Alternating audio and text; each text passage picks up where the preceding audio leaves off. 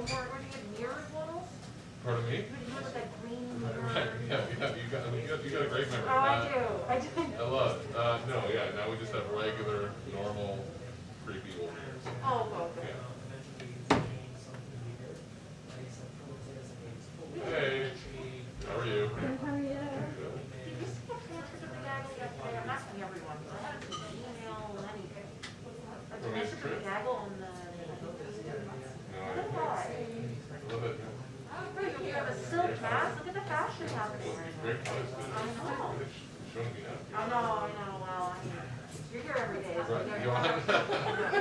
No, we rotate now, we're doing COVID. oh, that's true. Hey. Well, there's only 10 of you. Right, Yeah, exactly. I think it's a softball team, technically, Exactly. right? No, I you can feel the hockey team, but not quite the softball. Oh, okay, fair enough. Yeah, no, it's It's a robust team. It's good though. I mean, you guys do such a great job.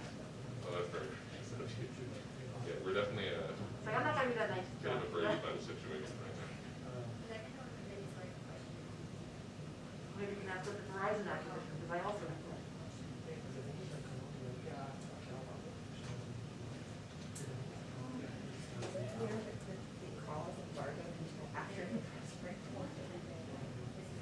All of this stuff has been so fascinating. It's been like that since the beginning.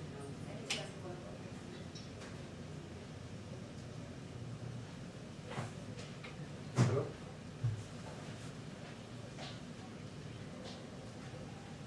Hello?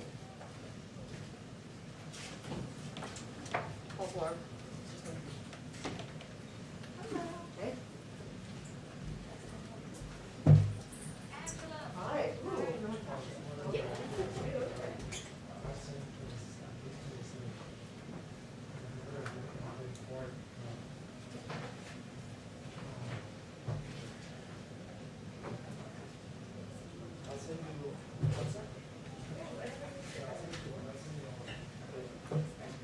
Just confirm how they Do you want to Oh, I have, yeah, I just been using this because then I can 87 people. reach it. I can reach it from the floor. Yeah, I'm trying to cover Yep. that too, because I know it's been No, going for a I few need to days. start on sleeves. Send it to you now.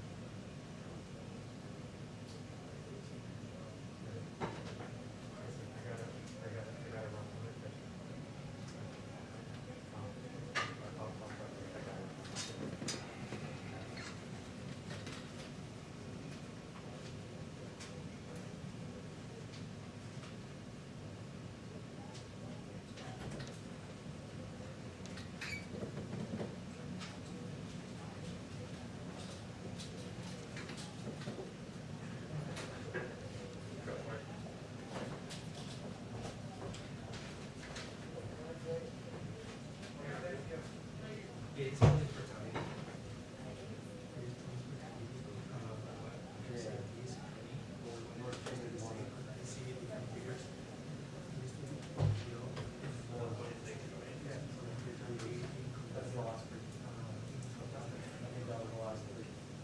Okay, sorry. So he's gonna see. I think you're here. Yeah, so you just go, how would they go over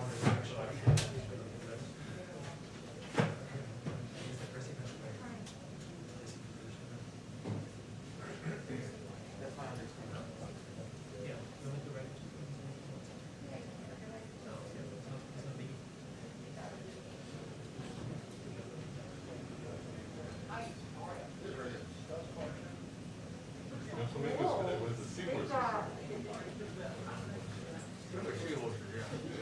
probably up. I can see what's consuming. They're upside down at sea. You know, upside down sea. I mean, they must occasionally swim each other. I mean, they're in the water. That's a free range. I guess. Are you okay with this? Okay.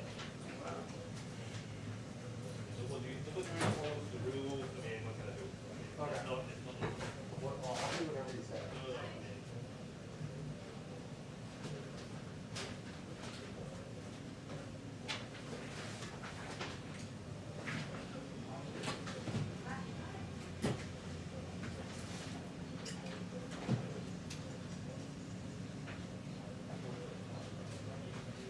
Peter, are you now doing briefing room?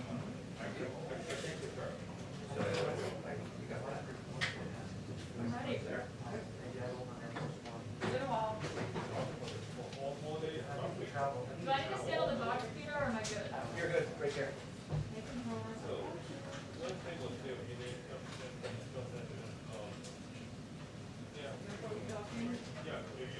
I'm, 1, 2, 3, 4, 5. You got me? Peter. 1, 2, 3, 4, 5, 6, 7, 8, 9, 10. Can you hear me?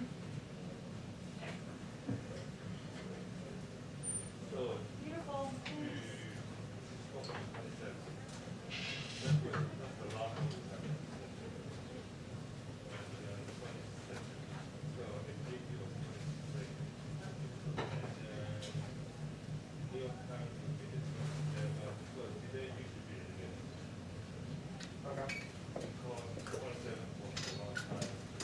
Hey.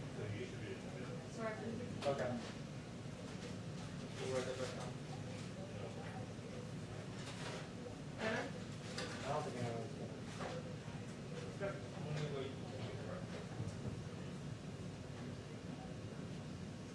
No problem.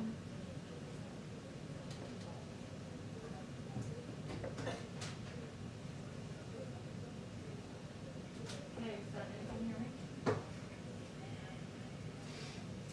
I can hear you, but I don't think you can hear me.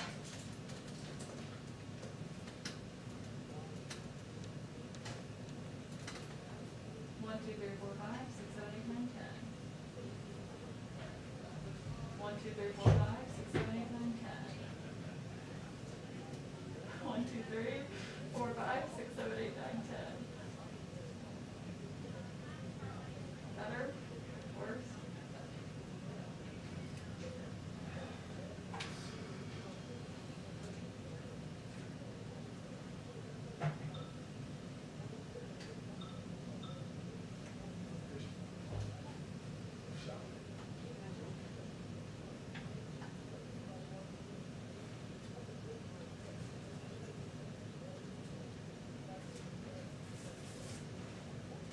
Hey, Stop. yeah.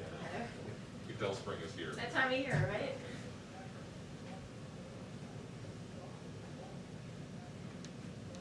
That's one of the sounds. The archive things, you know, generations. There'll be a interactive museum to kids will press a button and think.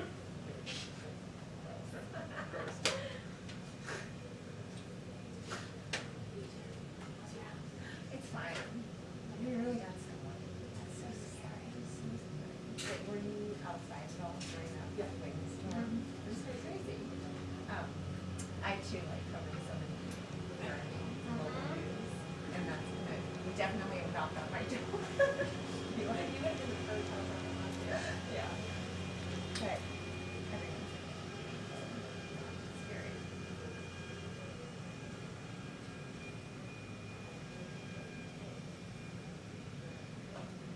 Yeah, John, this is a notable shift from a policy that the White House has had, and they did tell governors during their weekly call today that their plan now is to redistribute vaccines if a certain governor does not order their full allocation that week. Basically, what they've done so far with the federal government is each week they tell governors how many doses they should expect their state to be able to order, for example. But if the state does not order that full dose or that full allocation, as some of them have not been doing in recent weeks, now that you're starting to see that supply outstrip that demand here in the United States, something that of course is not an issue we have just a few months ago. The White House now says if a certain state doesn't order that full 2-minute warning allocation, they are until the going press to take those briefing, doses, 2-minute warning until the press briefing. distribute them to particular state that does still have high demand. This is kind of their way of working through that, and I am told that the allocations will still be based on the state's population, and if 1 week a state, say for example, Alabama does not order their full allocation, they'll still get that full allocation the next week. It's not actually going to change their numbers. But John, this is notable because remember it was just about a month ago that the Michigan Governor Gretchen Whitmer was saying her state even more that COVID-19 surge. And the White House, including President Biden during the call, rejected that appeal by her to ask for those more doses. Now they seem to be trying to shift this, given they are seeing certain states not order their full allocations of their vaccine doses each week, John.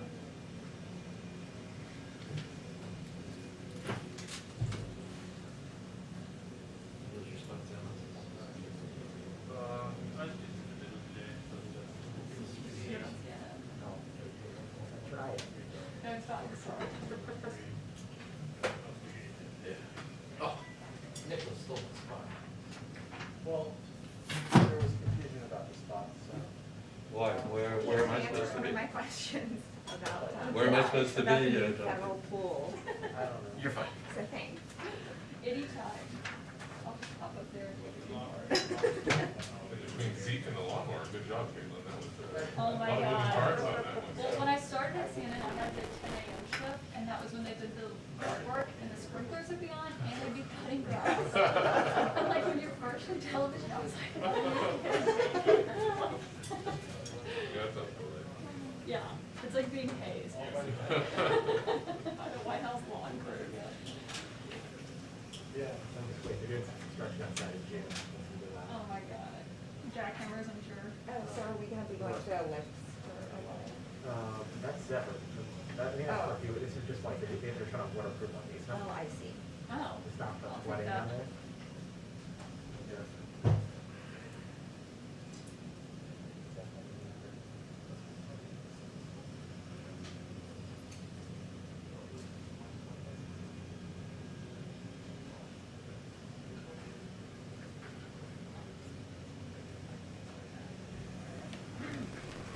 Hi, everyone. Hello.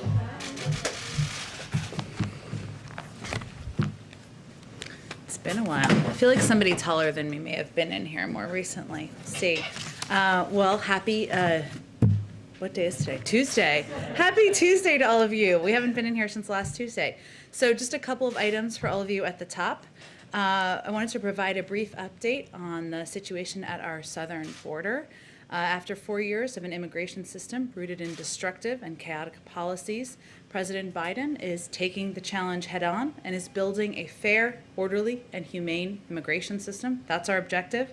After coming into office, our administration immediately jumped into action to address the influx of migrants at the border, something that began during and was exacerbated by the Trump administration. And wanted to provide a couple of pieces of data you may have seen, but they've come out since the last time we had a briefing in here. At the end of March, there were more than 5,000 children in Customs and Border Protection Patrol stations. Today, that number is approximately 600. The amount of time children spend in CBP facilities is down by 75%, from 131 hours at the end of March to under 30 hours now. And just yesterday, the Department of Homeland Security announced that it will begin the process of reuniting a number of families who were separated by the policies of the previous administration. Clearly, we're not done. There's a lot of work ahead. Migration is a dynamic and evolving challenge, but the president has a plan and we're working on implementing it. Just a few more brief updates for you. As you know, Friday is Jobs Day. Here we are again. And to mark the occasion, I wanted to convey to all of you that we are going to be welcoming in Treasury Secretary Janet Yellen to the briefing room on Friday to provide an update to all of you and take some questions. And throughout this week, the president, the vice president, cabinet members, and other administration officials are fanning out across the country to make a forceful argument for the president's economic vision. The president, of course, began that push just yesterday in Virginia to talk about the jobs plan and the families plan, and it will continue today with the vice president, who will be in Milwaukee. As part of this, we'll also have Secretary Vilsack joining us in the briefing room tomorrow to talk about the vital child nutrition proposals in the American Families Plan. Finally, today, Jeff Zients and members of our COVID response team held their weekly meeting with our nation's governors. This week, over 29 million doses will go out across all of our channels, with 2/3 of those doses going to jurisdictions and 1/3 to federal channels. Jeff reiterated the federal government's commitments to help expand access to the vaccine, boost vaccine confidence, and help states with their unique needs in this vaccination effort. Zeke, why don't you kick us off? Thanks, Jen. First, the President's COVID speech this afternoon. Do you have a preview of what he's expected to say? What should the American public expect to hear from him? And any new updates on the White House policies regarding mask wearing or testing here on campus now that the CDC's has adjusted their guidelines last week for fully vaccinated Americans? Sure. Well, in terms of the president's remarks later this afternoon, I've been doing this long enough not to get too far ahead of him, but I know there's been some reporting out there. So you all and the American people can expect to hear an update from the president on our goals for vaccinating Americans by middle of this summer. Also, some more updates on our plans to make the vaccine more available and accessible across the country, and certainly some information about what people can expect once they get vaccinated.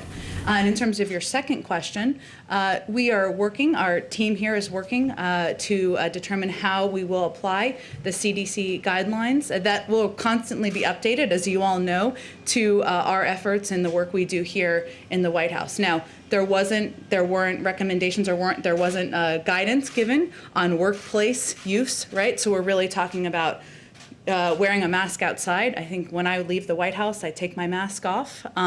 If I'm coming back into the White House, sometimes I put it back on when I'm taking the walk just to save some time. But in terms of the number of people who will be in the building and how we will apply, we're still working through that internally.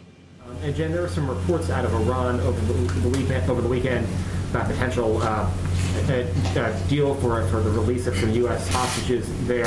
I know the State Department has contested that report, but just sort of as a matter of principle, is the president open to a dollars for hostages deal, essentially ransom payments to free prisoners, or does it need to be a part of a broader package with the Iranians? Well, our policy as a U.S. government has not changed on ransom, but I will tell you that discussions to bring home Americans who are held in Iran are something that are raised. That is raised at the highest level through discussions. Obviously, those are indirect. Those are often indirect discussions, or we have our own channels, of course, and they are separate from the nuclear discussions in Vienna. But it is a commitment and a desire by this administration to certainly bring those hostages back. But reports over the weekend that an agreement had been reached to exchange prisoners was not true. And as I said, we always raise this issue, but there's no agreement at this time on the release of these 4 Americans. And just, one final one.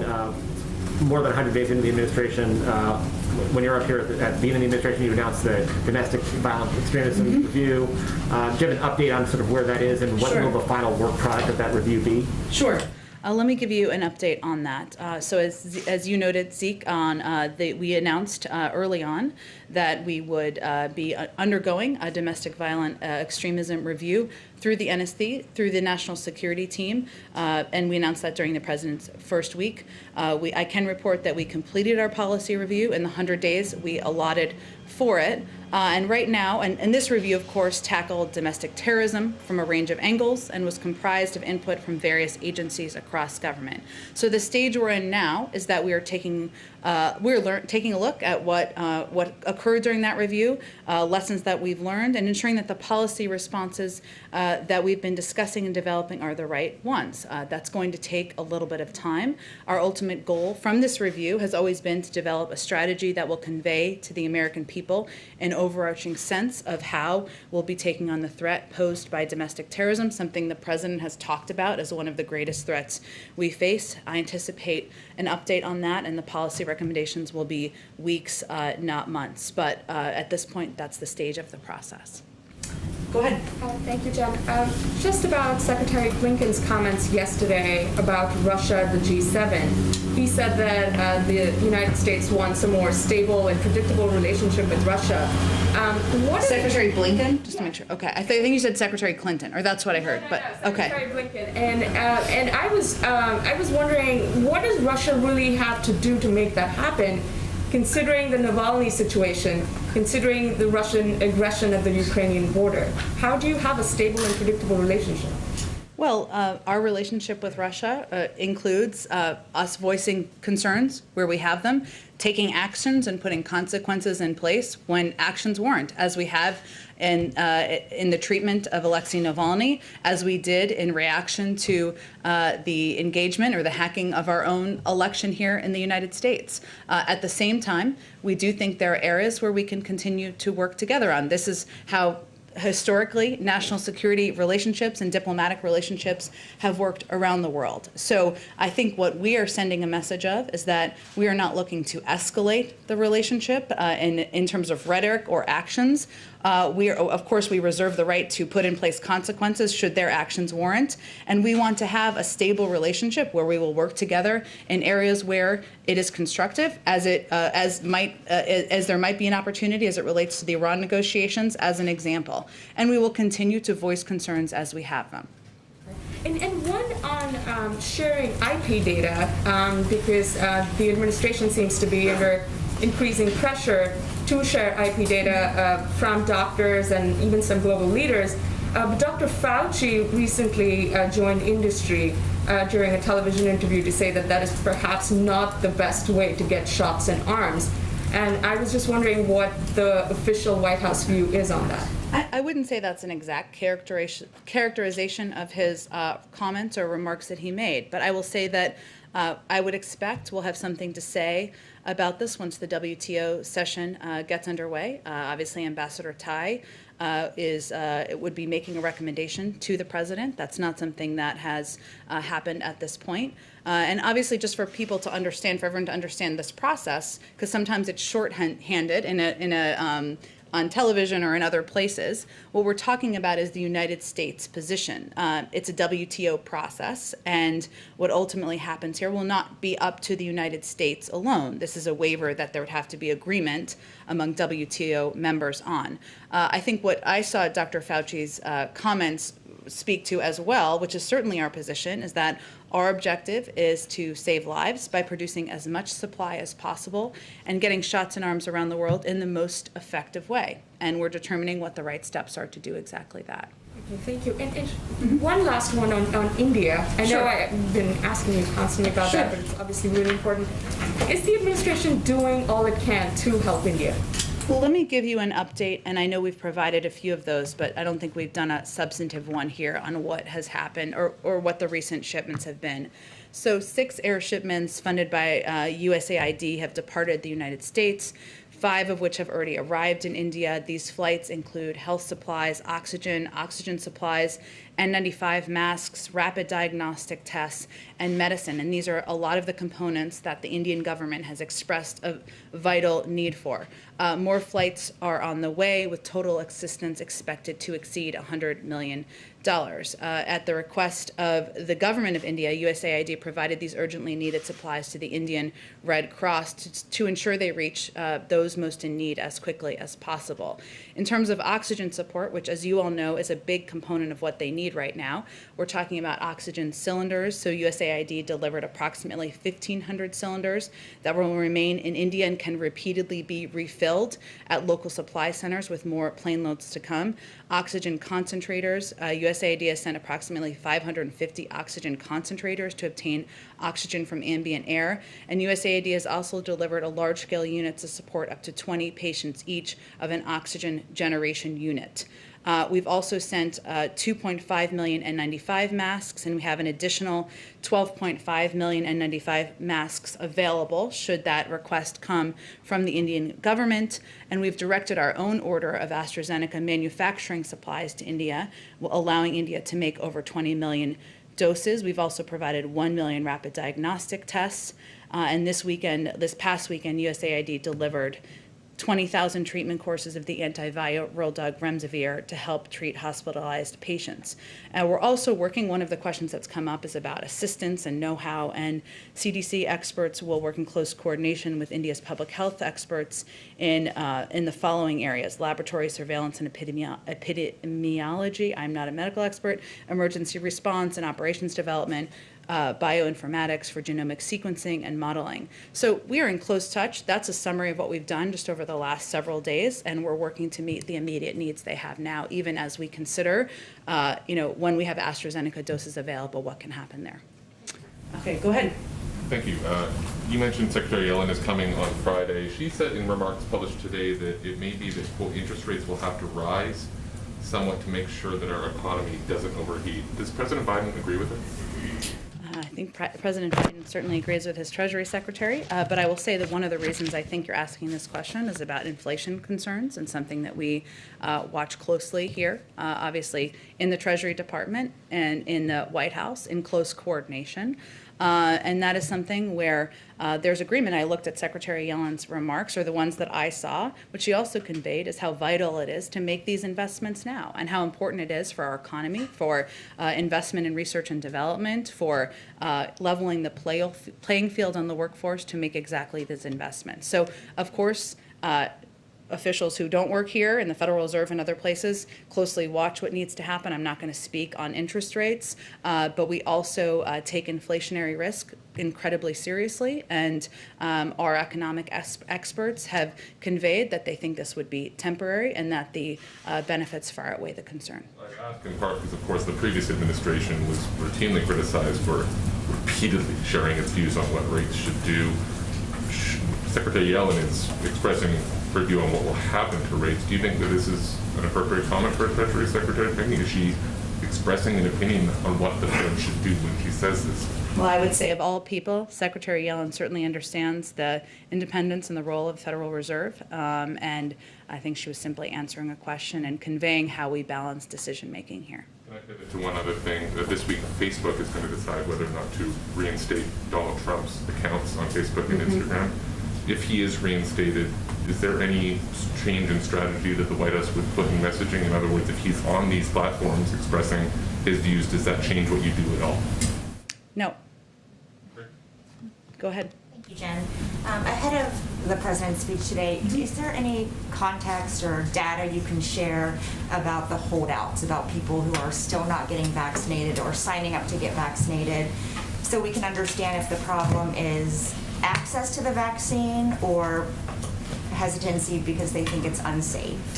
Sure. Well, first let me say that what we've seen is that the more people who are vaccinated, and today he'll talk about the fact, but you are aware of this data, that 150 million people in this country now have had one dose, adults I should say, 105 million have had 2 doses. The more people who are vaccinated, the more confidence increases and the more people want to get vaccinated. That's not a surprise to us. That was what we anticipated and hoped for, given if your friend or your neighbor or somebody in your community is vaccinated, it gives you greater confidence about the efficacy of the vaccine, and maybe you see what the impact and the benefits are. We always expected, Alicia, to be at this phase where once we reached that percentage approximately of people who were vaccinated, once we got to the point where it was no longer an issue of access to supply, because we have more than enough supply for the American public, that it would become more and more difficult to meet people where they are and to reach them. And the biggest factor we've seen consistently we always focus on confidence, of course, but even with confidence, the biggest challenge is access. And access can mean a lot of things. It can mean concern about safety, though we've seen improvements in confidence levels. It can also mean, where do you get a vaccine, which is why we've invested so heavily, and the president will talk about this today, in programs like our pharmacy program, mobile vaccine units, mass vaccination sites, partnering with primary care physicians, local doctors, et cetera, but also why we made the announcement last week about paid leave, so that people can take a day off of work and they don't have to worry about losing income. We were seeing that as a factor. So we're constantly evaluating how to make this easier and more accessible, but we knew we'd be at this point where it would become more difficult, and we've been preparing for that. Thank you.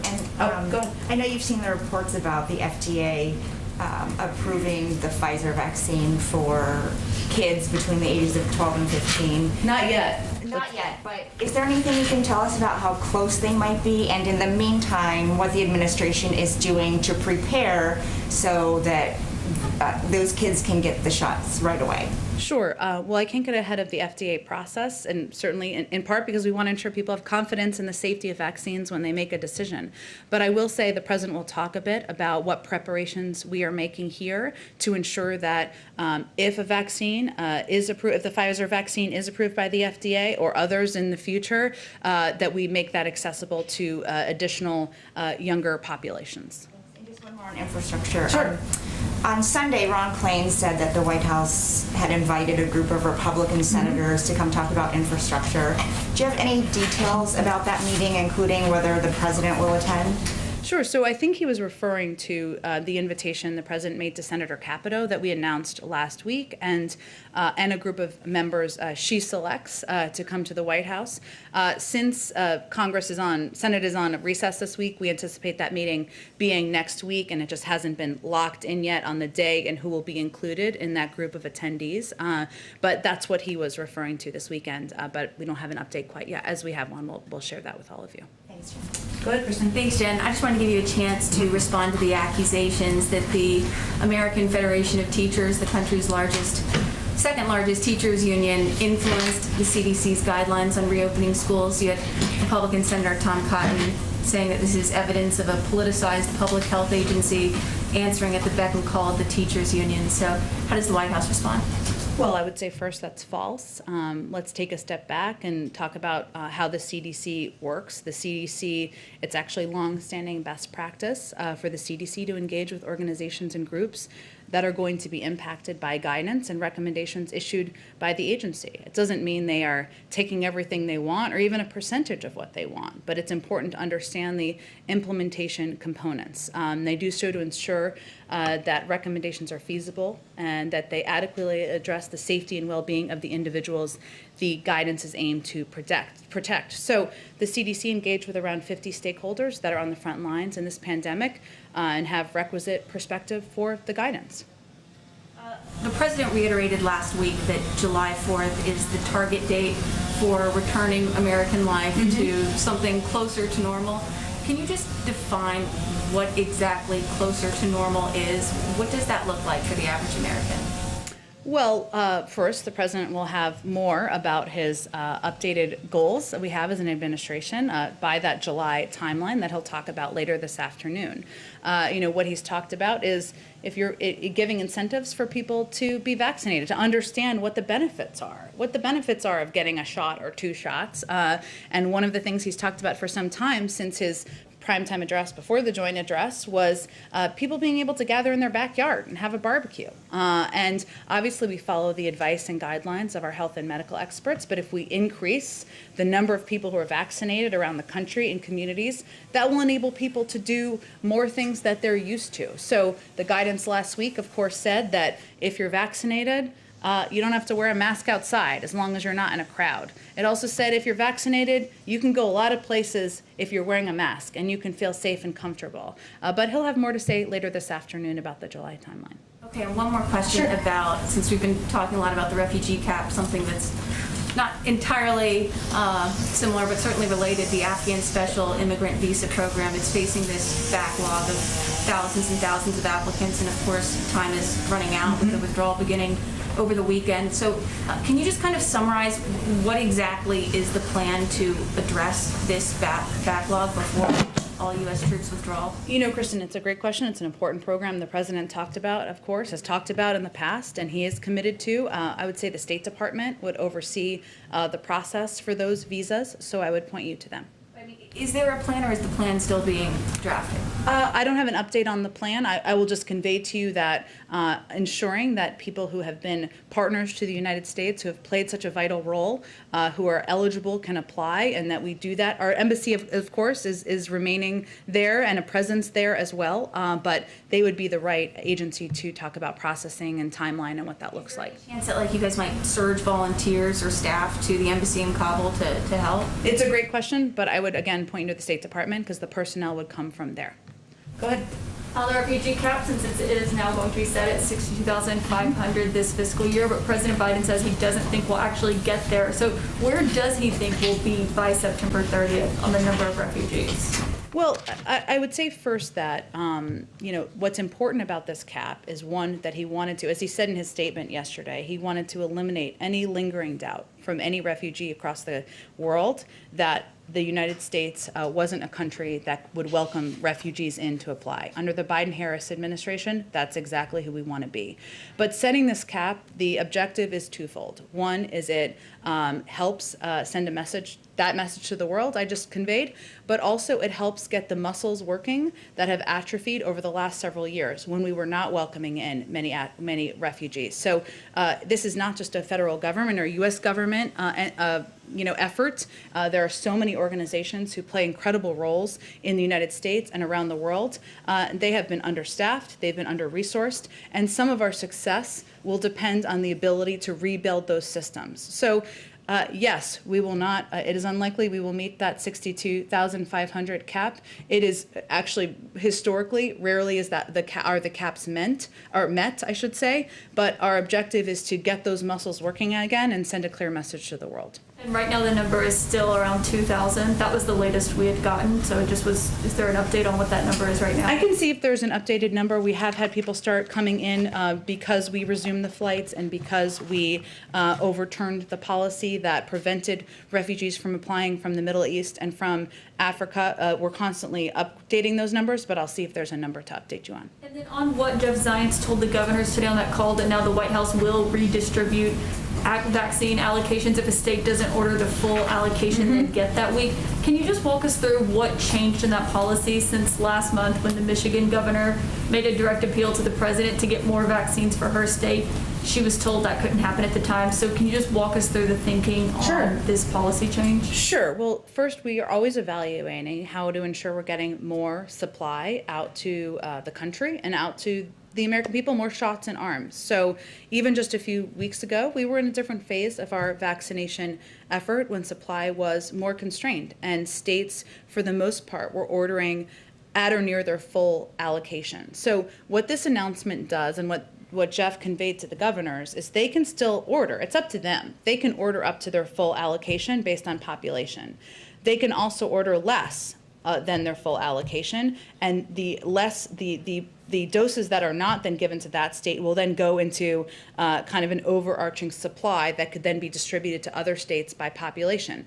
Now, that same governor could the following week decide to order back to their maximum allocation. So it gives flexibility week by week, but it's really just an indication that we're in a different phase now than we were even a couple of weeks ago in terms of access to supply, and we want to ensure the doses are that we free up unused and unordered doses. And last question, does the president still think that we will get to herd immunity in the U.S. this calendar year?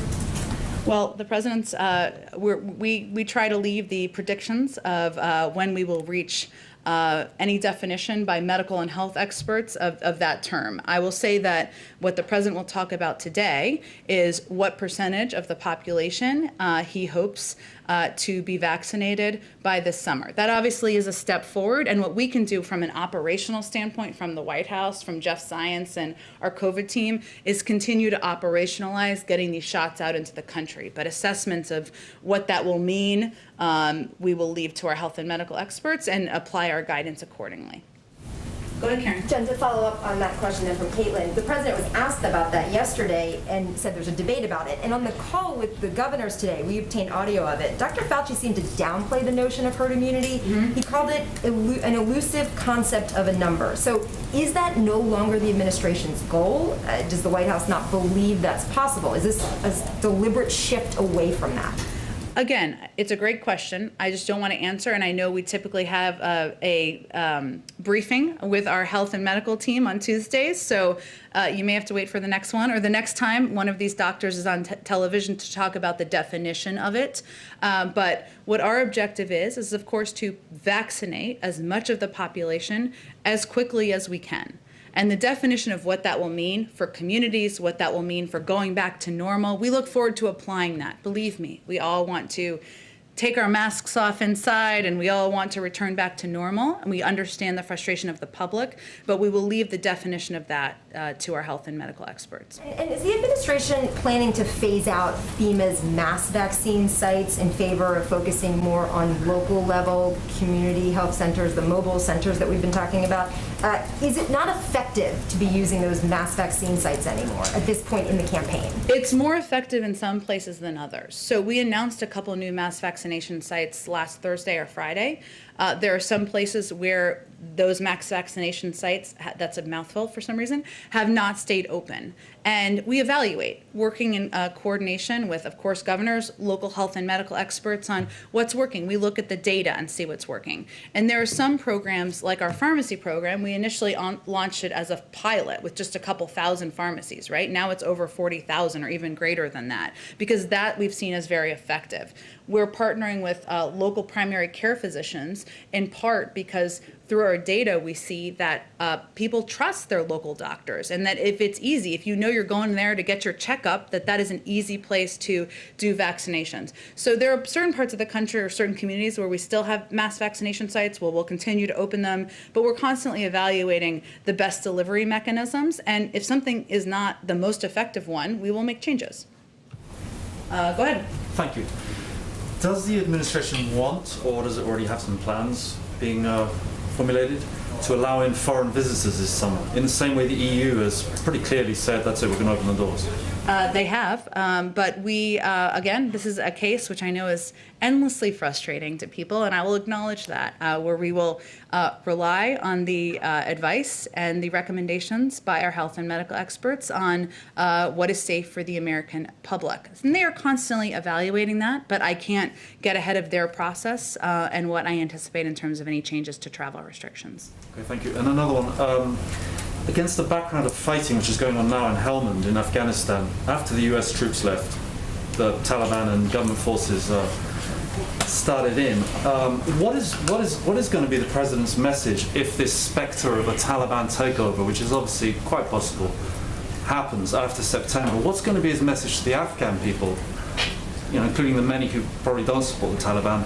Is it going to be essentially, look, we're sorry, this is now your affair, we're out of here? I mean, is there going to be anything more than that he can say to them? Well, I will say that when the president gave his speech on our decision to pull troops out of Afghanistan, he talked about the fact that we will continue, of course, to have an over-the-horizon presence, that we will continue to provide a range of humanitarian and other direct assistance. We will still have an embassy at this point in Afghanistan and a presence there at a diplomatic level. So what the announcement we made was about removing troops because it is in the best interest of our own national security. But he believes in diplomacy, believes that is the right path forward, and we will continue to support that and work with our international partners around the world to move forward.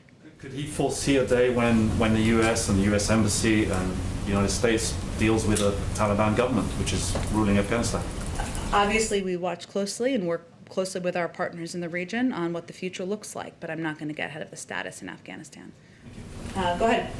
Yeah, a couple questions. The White House has said the president wants to see progress on the American Jobs Plan by the end of this month and passage by the summer. Does that same time frame apply to the Families Plan that he released last week? It's a great question. I mean, we obviously just introduced it. It's introduced it some period of time after we introduced the American Jobs Plan. I expect we'll have discussions with members of Congress about components of each. Different members have support or are more excited about different components of different parts of the plan, but I don't have a new timeline to set for the American Families Plan. Well, with those negotiations, the meeting that you referenced coming up with Republican senators, you mentioned we'll talk infrastructure. Is he also going to talk the Families Plan with those senators when he holds that meeting? Well, this particular meeting, I mean, there's dozens and dozens of engagements, phone calls, conversations that are happening on a regular basis, and a couple of Secretary Pete Buttigieg is going to be briefing the Congressional Progressive Caucus this week on the package, as well as speaking at Leader Hoyer's committee chair weekly meeting. Our Jobs Cabinet continues to make one-on-one calls to members on both sides of the aisle, and some of them are also in districts this week, amplifying with members. Our Legislative Affairs team is doing briefings and having dozens of calls and engagements as well. This one particular meeting is related to a counterproposal that Senator Capito made, which is focused on the American Jobs Plan. So I would expect that to be a primary focus of the meeting, but there will be a range of meetings about the proposals, the American Families Plan as well, and different proposals that the president has put on the table. At this point, when you think about getting these plans passed through Congress, are you envisioning both plans being combined into one bill? I mean, is that what the White House favors, or separately? What's the position right now? We're open to a range of mechanisms for the president's ideas moving forward, but exactly what you're talking about is part of the discussion we're going to have with members of Congress, and there's an openness to smaller package, to different components moving forward together. We will leave those mechanics to leaders in Congress, but what we're discussing with them is where we can find agreements on many of the proposals and ideas the president has put forward. Question on the families plan. During the campaign, President Biden proposed free tuition to four-year colleges and universities for students whose families earn $125,000 or less. His family's plan released last week, as you know, only offers free tuition to students to attend two-year community colleges. Why did he not go through with that larger plan for free schooling at universities and college, and why was it limited to just community colleges? Well, let me first say, while the American Families Plan has a historic investment in education and childcare, free universal pre-K for 3 and 4-year-olds across the country, which we know would have a huge impact. You're 58% more likely to graduate from high school if you go to preschool as opposed to daycare, and 2 years of community college. But this is not the totality of what the president hopes to do on education. This is a significant investment, a historic investment that he's proposing, but we're less than 107 days, I know we are, into the administration. Go ahead. Thanks, Jen. Does the President, White House Department of Education believe that public schools should require that students get vaccinated once folks under 16 are available to get vaccinated, whether it's Pfizer, Moderna, what have you, within the next couple of months? It's not my understanding that we're putting in new requirements here from the federal government. I would expect the Department of Education will work with local schools and school districts on implementation and how to keep students and teachers safe. The White House come out in support of teachers unions who are already pretty public about the fact that they want students under 16 to get vaccinated if they can get vaccinated and are eligible to get vaccinated. I don't have any anticipation of requirements from the federal government at this point in time, but obviously if we'll look to our health and medical experts on any additional guidance to provide. But even like passing support on social media, I know the president is very pro-union, reaches out to teachers union all the time, would at least invite them here to have conversations. So do you anticipate that President Biden would at least come out on the side of the unions for this specific issue? I wouldn't. I would say that the president is going to abide by the advice and guidance of health and medical experts. And certainly we put out public health information and we've put out mitigation steps that schools can take in order to protect their school population. But I don't have anything else to predict for you at this point in time. Just one more. Sure. I just want to give the White House opportunity to respond to the backlash Liz Cheney has been getting recently for coming out and saying that, obviously Biden won the election fair and square, and by the Republicans are saying that that's not true. It's a bit of hogwash, and obviously taking my own artistic liberties there. But is the White House have a response to the Republicans kind of ganging up on her or having a negative reaction to that? Well, I would say first that, the Republican Party seems to be spending a lot of blood, sweat, and tears trying to figure out where they stand and what they stand for, and that's their prerogative. But our focus is on, and how we're spending our time is on defeating the pandemic, growing our economy, building on that for the long run. And it's no secret that the president doesn't see eye to eye on many policies with Congresswoman Cheney, but his view is that the American people elected him and also many people representing them in Congress to solve problems for them. And he's going to continue to seek civility even when he disagrees. Let me just get around and then I'll come back to you if that's okay. Go ahead, Jonathan. Okay, thanks. President Biden just recently nominated somebody to run the Federal Motor Carrier Safety Administration. Will be his first Senate-confirmed administrator in years. The agency has been criticized for years by traffic safety advocates for not doing anything, especially for truck safety, it's supposed to regulate. For example, since 2016, they have a proposed rule to limit the speed of trucks, which hasn't been acted on now in 5 years. Did the president discuss safety when he nominated her to take over the agency? I'm not sure there's been a discussion with her directly. Obviously, if she was selected or nominated to serve in this particular role, but it's my understanding that the Department of Transportation, is examining available tools to address exactly the problems that you've outlined, which could include awareness training and supporting healthy practices, preventive medical intervention, and regulation, but we'd really defer to them on their processes. The president also recently named 3 people to the Chemical Safety Board, which had been down to 1 of 5 board members for the last year. Why did he make that some of his earliest appointments or nominations? Well, as you touch on, Jonathan, the Chemical Safety Board has a significant backlog of cases pending. Currently only has 1 board member out of 5. The president wanted to fill the vacancies or hopes to fill the vacancies quickly to make sure the board is able to fulfill its responsibilities and review these cases in a timely manner and certainly the impact communities across the country. And one last question. There's a bunch of lawmakers, including one I cover, who would love to still see another round of stimulus checks, of direct payments, even every month till the pandemic ends. Is that something that, it hasn't been in either of the president's new proposals, but that's something that could be on the table? Well, I mean, first I would say that in the president's new proposal, he does call for an extension of the historic expansion, extension of the child tax credit. And if passed, the families of tens of millions of children will continue to get regular payments that total up to $3,000 per year for kids age 6 and over, and $3,600 for kids under 6. Obviously, we're continuing to evaluate what their needs are to continue to get the pandemic under control, put people back to work, but we think that's also a proposal that will have a long-term benefit. Do you think that there could be another round of direct payments in one of these bills? We'll see what members of Congress propose, but those are not free. Go ahead in the back. Jen, my first question is on ambassadorships.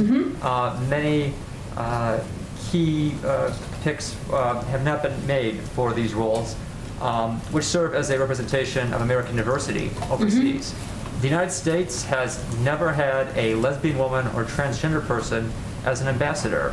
Is the president missing an opportunity to name those firsts? Well, given we haven't named many ambassadors quite yet, and we hope to soon, stay tuned, certainly the president looked to ensuring that the people representing him, not just in the United States, but around the world, represent the diversity of the country. And that certainly includes people who are LGBTQ, members of the transgender community. I don't have any predictions for you on that front, but I will say that he's soon, I'm sure, we'll be evaluating some recommended nominees coming from our personnel office and our national security team to fill some important posts. And he, of course, always looks at diversity. Could you define soon a little bit further? What is it, like days, months, weeks? Well, I think it depends on when the president makes some decisions, and he'll continue to consider a range of options for a lot of the positions that are out there and still remain vacant. I will say, having served with the State Department for a couple of years, there are incredible career service employees who are serving in these embassies around the world who are representing the United States and our values. That continues to be the case, but of course we're eager to have ambassadors in place and confirmed to represent the president and the vice president in the United States. Go ahead. Thank you. My second inquiry is on the president's speech to Congress last week. He told transgender youth he has their backs. And the president made these remarks in the context of states enacting laws against transgender youth, including a measure the Tennessee governor signed just today requiring parental notification on LGBTQ inclusive school curriculum. The president's inclusion of transgender people in his speech to Congress is significant in and of itself, but what will the president having their backs look like going forward? Well, certainly the president has put in place, has signed executive orders. He's also used the power of the bully pulpit and his presidency to convey that transgender rights are human rights, and that is his belief and the view of his administration and how he expects policies to be implemented. That includes ensuring that transgender youth have the opportunity to play sports and to be treated equally in states across the country. So he will look to members of his administration to implement what his view is and what his value is as president. Would you rule out legal action against these laws going forward as part of that? I will leave you that to the Department of Justice. Go ahead in the back. Thank you, Jen, very much. Couple of questions and then another one from a colleague. Will President Biden give an update on sharing vaccines with the world today? And like, for example, is there any consideration to let go the unordered vaccine supply that will be redistributed here also to other countries? Is the consideration for that? Well, our focus right now is on allowing the the AstraZeneca vaccine supply that we have expected over the next couple of months, going through a process to determine where we can provide those vaccines. So right now we have 0 doses available.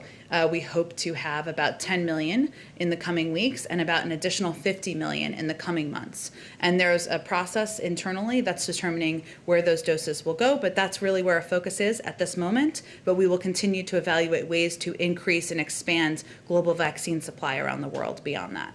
So does the White House believe they could be doing more or faster to help closing the gap between vaccination in rich countries and the rest of the world? Or do you believe the $60 million doses of AstraZeneca are enough? I don't think I said it was enough. I think I said that that is where our focus is at this moment, but we will continue to look for ways to, our objective is to be a big contributing component of providing as much global supply in as cost-effective a manner as possible. And that's what we're evaluating now. So the 60 million is what we know we will have available in the coming months. Jen, you just went through a list of help the administration is giving to India, and there is a great coordination to help India. Why we are not seeing the same response or engagement from this White House with Brazil? A lot of experts around the world are saying Brazil is living a humanitarian catastrophe, and there are more deaths in Brazil than in India. So why such a difference? And we know that Brazil also asks for oxygen, sedatives. Is the White House or is the administration considering sending additional help to Brazil? Well, recognizing that the fight against COVID-19 is a global struggle, we are working to partner with the government of Brazil and the Pan American Health Organization to finalize access to $20 million worth of critical intubation medications needed to save Brazilian lives. These medications will come from the U.S. government, a facilitated purchase, and from the U.S. Strategic National Stockpile. This support is being offered to offset global supply shortages and will enable Brazil to receive sufficient medication to meet their immediate hospital needs. So that is an effort that's underway, has not yet been finalized, but we are working in partnership with the government of Brazil on that. Brazil being the least to receive the AstraZeneca doses? There are a range of requests we've had from around the world. We're evaluating those needs now, but I can't get ahead of that process. Can I just ask one more from a colleague from Bristol, Segovia, MVS Radio from Mexico? He's saying that at least 20 people have been killed in protests that have been going on in Colombia for a week now. Nearly 1,000 cases of police brutality have been reported. Is the president being briefed about the situation in Colombia, and what is the White House response? I'll have to ask our national security team on the latest engagement we've had with the Colombian government and others on that, and I will get back to you with a comment. Quickly one, last one, sorry. Does the White House believe the former president, President Trump, should be allowed to return to Facebook and Instagram? It's a decision being made by an independent oversight board. Beyond that, we don't have any further comment. Go ahead. Thanks, Jen. I want to ask you a few about taxes real quick. Fun. Yeah, fun.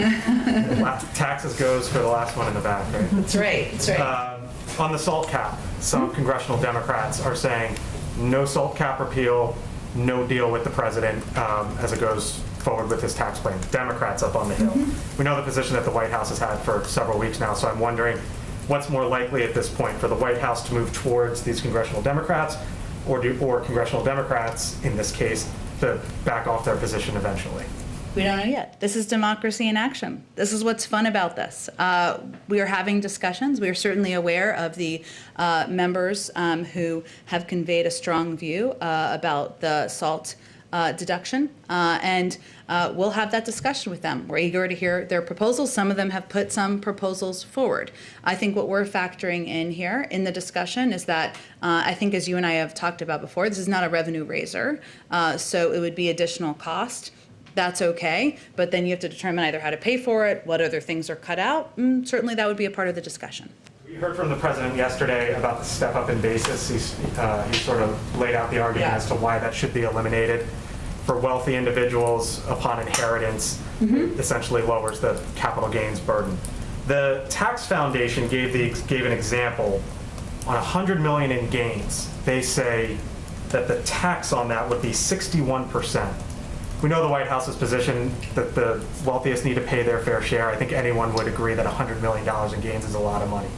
But I guess the question is whether or not a 61% tax bill is reasonable. Does the White House believe that's reasonable? I'd have to talk to our number crunchers about the specific example you gave. I don't know what percentage of people have $100 million in capital gains. Maybe you know. That sounds like quite a lot to me. But the fundamental value here the president is conveying is that his proposals are about making a historic investment in education, in childcare. That's going to make us more competitive, to compete with China, to bring more women back into the workforce. He's proposed a way to pay for it that's going to impact, as it relates to capital gains, 0.3% of the population. And the example you gave, I don't even know, that's probably 0.00, I don't know what percentage of the population. That's his proposal. There are other proposals that can be put forward, but I have to look at the specific statistics with our team to give an evaluation on that. And lastly, in the American Families Plan, it calls for financial banks and financial institutions to report account flows. The Treasury Department said it would add, quote, information about aggregate account outflows and inflows, basically money coming in and out of one's bank account. And the question is, there's a concern that maybe that's the federal government having too big of an insight into what's going into your bank account and what's coming out of your bank account, along with that it would just make filing your taxes a whole lot tougher. It's already a pain. It's already a pain. But is that too much for the federal government to know what's coming in and what's coming out of your bank account? So what this proposal is, as you know, but just to explain to others, is cracking down more on ensuring people are paying the taxes they should be paying on their income at the rates they should be paying them at. There's a number of implementation mechanisms for that, and obviously the IRS can outline that more specifically than I can. But again, this is a proposal about how to pay for historic investments in childcare and education. If people have alternative proposals that don't raise taxes on people making less than $400,000 a year that will help pay for this, we're quite open to them. Mitch McConnell put forth, or basically said that Republicans would be willing to go forward with the $600 billion infrastructure plan. No, do not touch the corporate tax structure that is currently in place. The White House's response to that is what? Well, I think there's a counterproposal that we're going to have a discussion about with Senator Capito next week. There's lots of discussions at a staff level. I think the question there is he suggesting we don't need to pay for the proposal? It sounds like it, unless there's an alternative. User fees, essentially, people who use. Which again, as we've talked about, user fees would put the burden on the backs of the American people. Would make it so that people driving a car, it depends on what the user fees are, right? If it's basically a tax for the number of miles you drive, as an example, or other user fees, that means people making $50,000, $100,000, $150,000 a year are going to have to pay for these proposals. We have a difference of view on the pay-fors. Our view is that the 1% of people who are making over $400,000 a year can afford to pay a little bit more, but we can have a discussion about that. Thank you, Jen. Thanks, everyone. Thank you.